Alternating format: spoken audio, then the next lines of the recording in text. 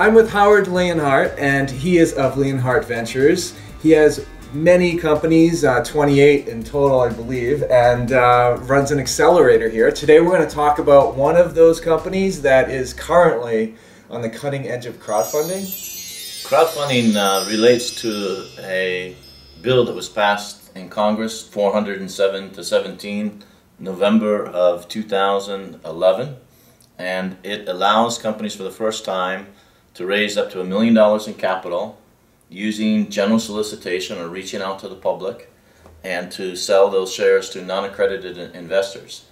In the past, if you wanted to make an offering of your stock, you had to primarily offer that only to people with over $1 million in assets, excluding their home. There was an exception that you could have up to 35 non-accredited investors, but in both cases you had to have a substantial pre-existing relationship, whether they were the millionaires or the non-millionaires. You had to have a substantial pre-existing relationship. So that cut out any kind of advertising. You couldn't post on Facebook and just say, hey, I'm raising money for my company. Now, all that will be legal and possible. So you can actually go in and actually get equity for any company out there if you wanted to invest in it, relationship or not. That's right. That's right. And the final SEC rules were due December 31st.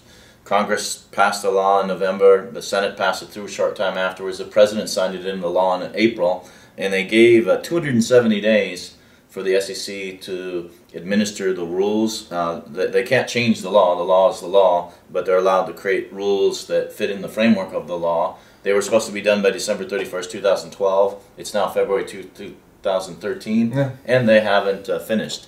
So all of us are putting pressure on the SEC. If you're out there, go to startupcalifornia.org, click on the crowdfunding page. On the bottom, there's a link to the SEC page where there's an opportunity to join us in putting pressure on the SEC to do what the Congress mandated them to do, which is to release the rules and to allow crowdfunding to become fully active. It's a matter of time at this point. It really is a matter of time, and we heard that sometime here in February or March the rules will be published, so we're getting close. But a little bit of pressure, I think, helps. And in your accelerator, you have a company tailored just for this. It's actually, there's two websites, calstockexchange.com, C-A-L stockexchange.com, and then we have CalX Stars, which is our business accelerator that is trying to prepare companies to later be on the California Stock Exchange. But the dream of the California Stock Exchange is to be the third major stock exchange in the United States. We want to kind of be where NASDAQ was at in the early 1980s when they did the $8 million IPO for Intel. Somehow, some way, both NASDAQ and the New York Stock Exchange have kind of lost their early roots of true investing and helping small companies raise capital to be able to grow. We want to kind of refill that missing niche. We want to fill the gap. Everyone who participates in building companies know that there's this death valley, which is you run out of your friends and family money in about year 3 or year 4. Sometimes you're lucky enough to get angel, and if you're one of the 2% of the companies that get VC financing, you might last a little bit longer. But eventually, probably around year 3 or 4, you start running short on cash. And you also have a second problem, that the super talented, highly energetic people that you recruited during the startup days have been working around the clock for low salaries, a lot of stock, and they're starting to have pressure to have some liquidity in that stock. Most NASDAQ IPOs don't happen even for the best of the best companies until year 9 of existence now. The bar is getting higher and higher, the costs are getting higher. The reason I got into this is that we, for our company Belanger, a company that uses stem cells to regenerate damaged heart muscle, we did an IPO in 2008. We needed $7 million to fund our clinical trials. We raised $6.5 million in that very tough year. We were the only biotech IPO that entire year. We found out why we were the only one. It was an extremely tough year. That was the year that Lehman Brothers went under and all of that. But what ended up happening, because of the delays and the uncertainty of the market, it cost us $4.8 million of cost to raise the $6.5 million in our NASDAQ IPO.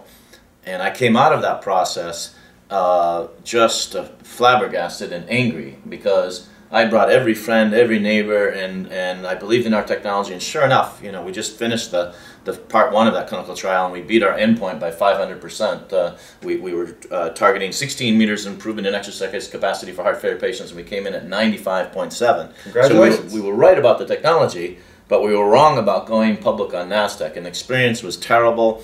And the lack of support that the exchange provided to the company once we got to be listed on the NASDAQ exchange, the costs were astronomical, and so I got involved with reform. And then to make a long story short, I ended up at the White House in April with the president for the signing of the bill.